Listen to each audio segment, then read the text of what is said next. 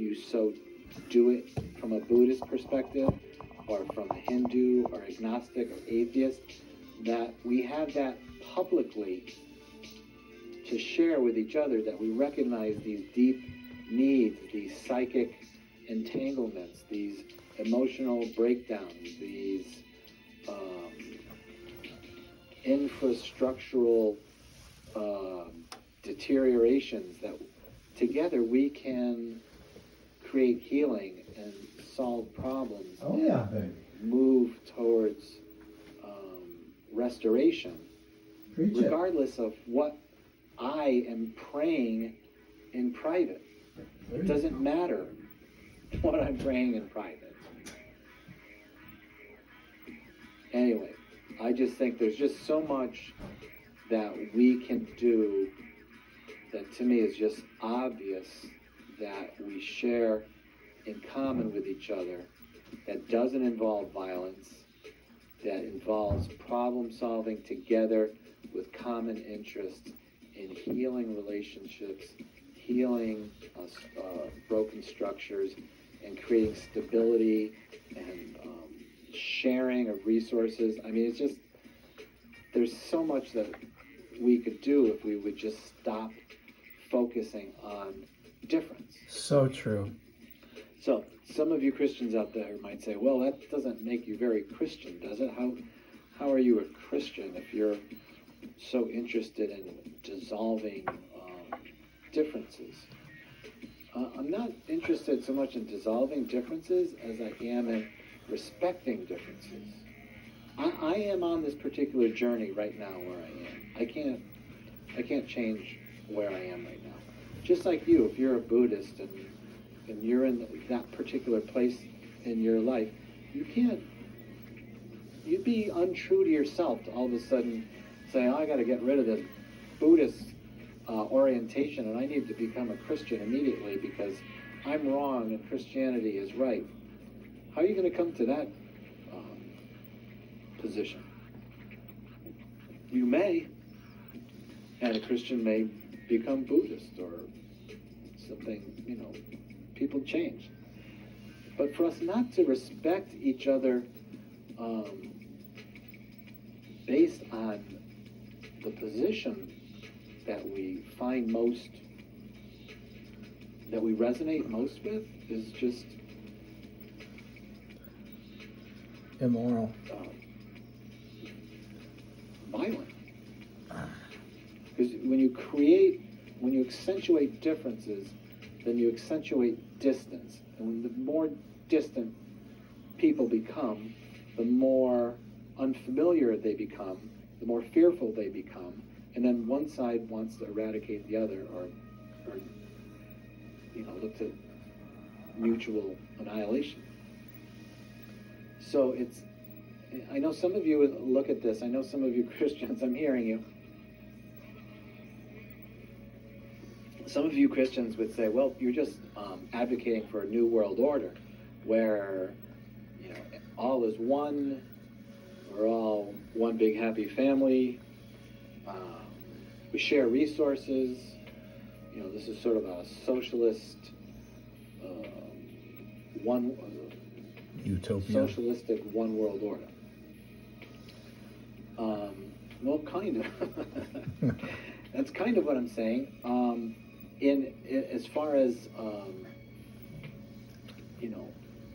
public life goes, that doesn't need to be socialist in the sense of there is no autonomy, in any nation because it's one world government. We all give up our autonomy, and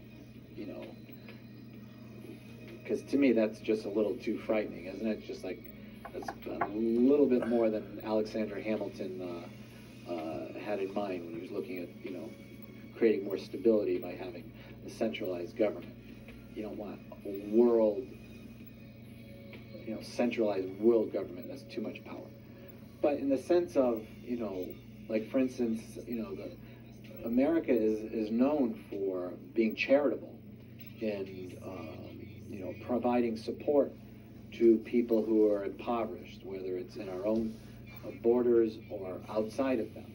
So it's not you don't even necessarily need to look at it as either a capitalist or a socialist. It's just, we have these extra resources and we would like to give them to you.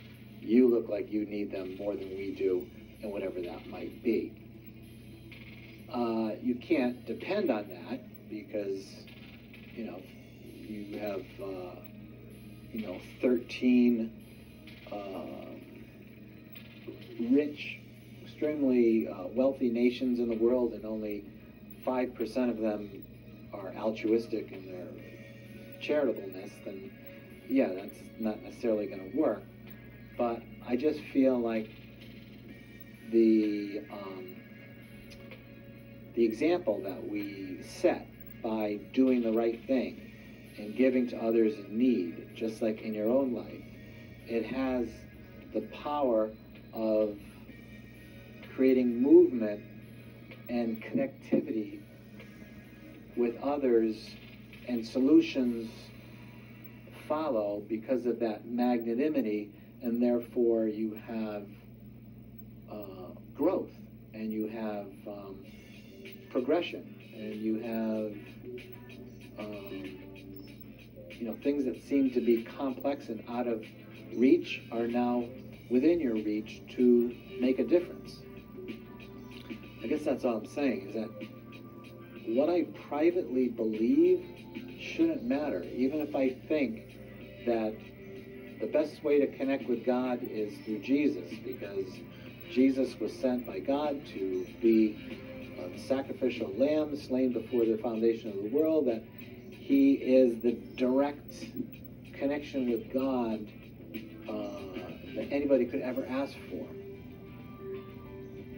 That might be my private belief, but that shouldn't change my ability to work with you who don't share that belief. And especially if you've progressed to a point in either your own personal demonstration or how you've created communication with people of different orientations, and have been a problem solver and a bringer of peace to difficult situations. We need people like you to help us figure out how we can move away from this fearfulness and this violence and this living on the brink of mutual destruction. We need people who are knowledgeable in creating improved communication. So it shouldn't matter to me if you're a Christian or a Buddhist. Now, privately, I am praying that, if I believe like the ultimate connection to God is through Jesus, then I'm trying to present that to you in the best way I can. That's not, I'm better than you, I've arrived and you haven't. And if you were like me, if you were a Christian like me, you'd be a much better person. So you need to be more like me. Because for all now, I know you love others better than I do. Oh, yeah. You give to others better than I do. Most likely. You have a better relationship with your environment than I do. I might be a Christian and say I believe in Jesus, but I'm still pretty selfish. I really don't try to help others that much. I don't really care about the environment, otherwise my behavior would be different. I don't really look to establish communication with different people. I'm really kind of insular and stick to my own little church, and I don't really branch out from where I feel safe, so I'm not really having that much impact on other people. See what I'm saying? Just because you're a Christian doesn't mean you've arrived, and the Buddhist hasn't. So I just think there needs to be more communication, respect, and I think you can't get away from the exclusivity of Jesus' words. but it doesn't